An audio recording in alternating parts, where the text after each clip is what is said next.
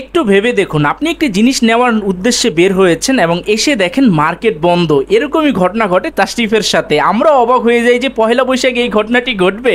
পহেলা বৈশাখের দিন ও ওর বাবা এবং মামা সহ এসেছিল দাউদকান্দি থেকে ঢাকায় এবং একটি কম্পিউটার বিল করবে।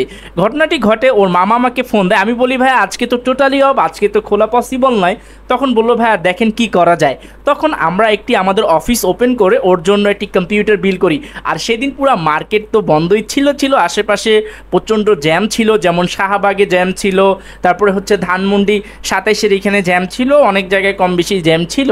তারপর আমরা একসাথে অনেকটা মুহূর্ত কাটাই। ওর বাবা ছিল খুবই বিনয়ী একজন মানুষ, খুবই সুন্দর একটি মুহূর্ত আমরা একসাথে কাটিয়েছি। অনেকক্ষণ সময় ছিলাম, যেহেতু আমরা আস্তে আস্তে কাজগুলো করছিলাম, যেহেতু সেই সময়টি ছিল আসলে সব কিছু বন্ধ। আমরা অফিসে বসেছিলাম, একসাথে ঠান্ডা খেলাম, খুবই ভালো একটি মুহূর্ত কাটিয়েছি।